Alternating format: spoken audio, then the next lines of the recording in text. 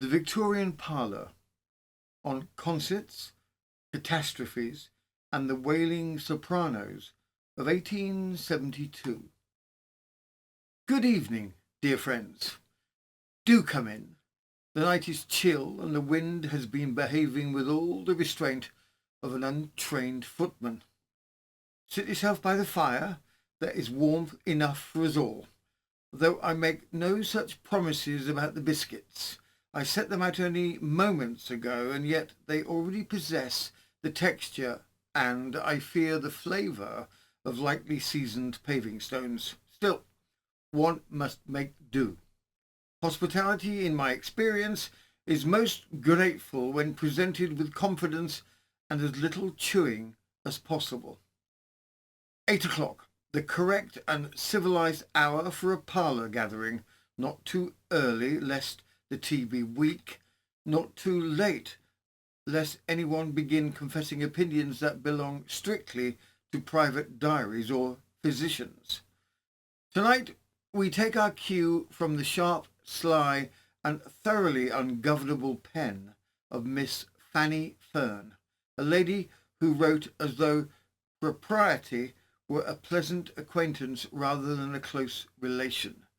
Her observations on concerts, catastrophes, and the curious habits of our age provide ideal company for an evening by the fire. So, make yourself comfortable, settle your shawl, silence your conscience, and take one last look at the biscuits before they turn entirely to chalk.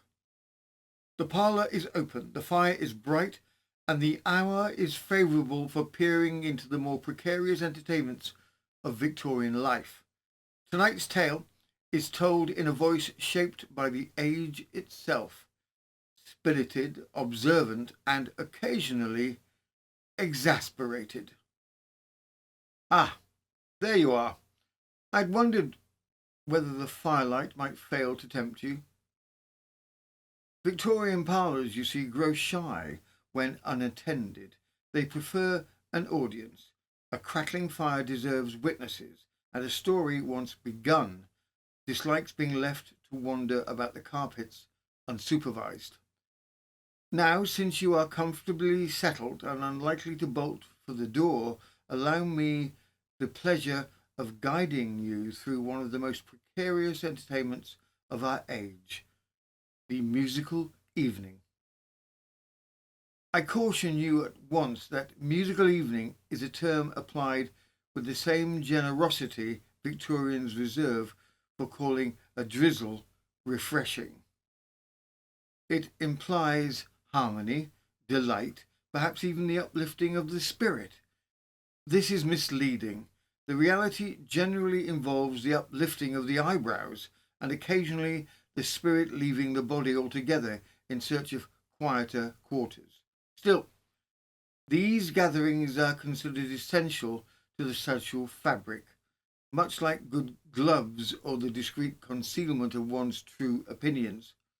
One attends them dutifully, sits with saint-like composure, and hopes the soprano's assault upon the upper register does not dislodge the plasterwork.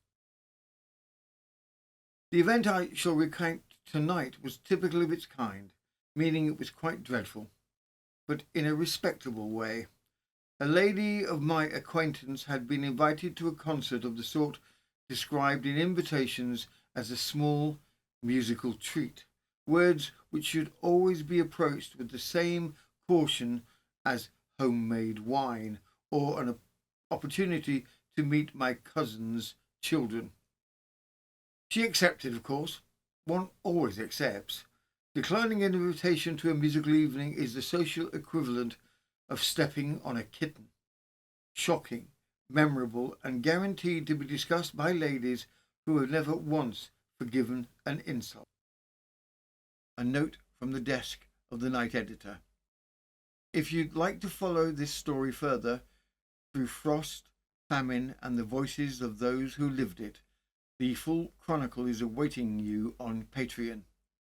Membership unlocks over 800 documentaries, exclusive episodes for only £5 a month, and you can cancel at any time.